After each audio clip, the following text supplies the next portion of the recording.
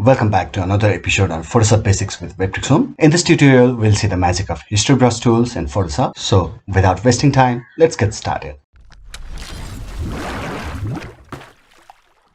Hey guys, welcome to Webtrickshome. In this video, we'll talk about the uses of history brush tool and art history brush tool in Photoshop.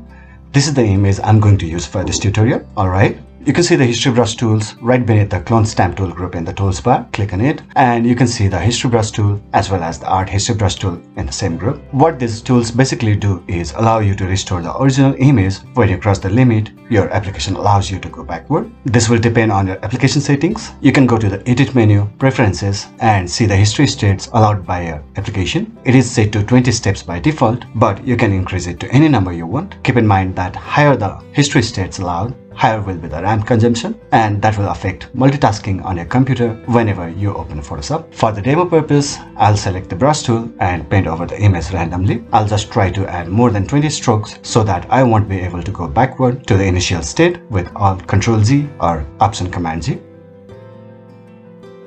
I guess it will be enough. Let's try to go back to initial state with Edit, Step Backward or Alt Ctrl Z or Option Command G from the keyboard. And after 20 steps, you can see the step backward option is not available. One option to go back that we already learned is to go to window menu and click on history, then select the topmost state of the document, and that will take you to the initial state of your image. Or the second option would be to select the history brush tool, increase your brush tip size, and simply paint over the document, and you are back to the initial state. Easy, right? But if you are doing it following the second method, then you are doing it completely wrong. The first method is easy and quick to achieve the same result. Then what's the use of history brush tool? Well, this tool can be used to restore the image partially. Windows history option will get the entire document back to initial state, while this tool will restore those areas only where we paint over with the brush. Got it? Let's have a look. Let's turn this image into black and white with Image, Adjustments, Black and White, or Alt Ctrl Shift B or Option Command Shift B. Let's add a new blank layer on top and paint over the jacket. You know how to use the brush tool, right? So I'm not focusing on that part here.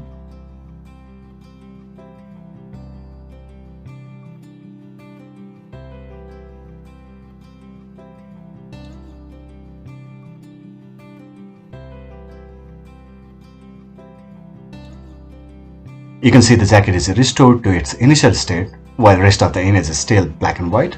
Let's make it a bit more cinematographic by restoring the background lights too.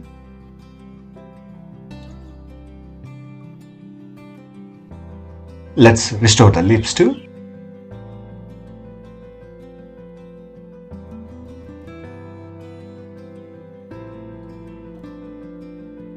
Let's erase the unwanted areas with eraser too.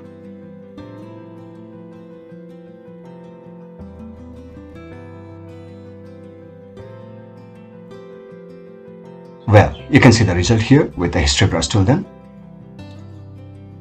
If you look at the options on the options bar, these are the same options that we see while working with the brush tool, which we discussed earlier in our brush tool tutorial, right? Let's hide this layer and select the art history brush tool then to see how it works. You can see the art style, area, and tolerance options added here on the options bar. You already know about the tolerance, and that doesn't matter much in this tool because the color sample will be taken automatically by the application itself. Area defines the size a single brush dab covers, and the style defines the brush stroke style. There are a couple of options on the drop down that you can go with. Let's create a new layer, select one of the styles. Let's say tight sort and paint over the object, and you can see the tiny little curves added with the stroke. Let's select loose long and paint again, and you can see the result. Let's select loose curl long and paint again, and you can see the output. Let's select dab this time and paint again, and you can see the result. I prefer tight sort option most of the times while working with art history brush tool. Keep the brush tip size smaller depending upon the image details and simply paint over it. And you can see the artistic touch the image is getting.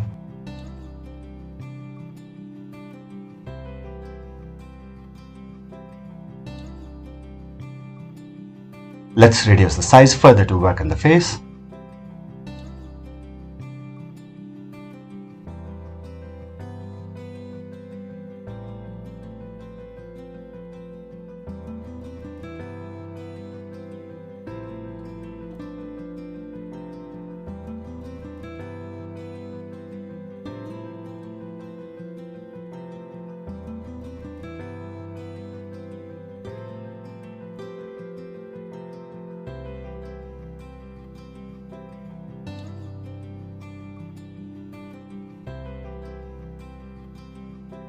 And this is the result we obtained with Art History Brush tool. To recap, we turned the image into black and white initially.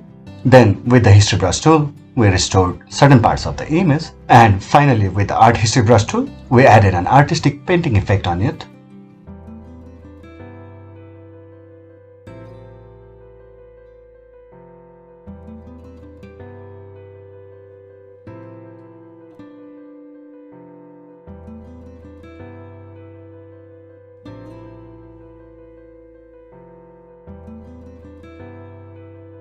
Though it seems just a bit blurry from distant view, it looks much better if you had a thorough, closer look on it. Well, that's all for today. Hit like if you enjoyed this video. Let me know if you use these tools for some other purpose, and please subscribe our channel for more videos. Thank you.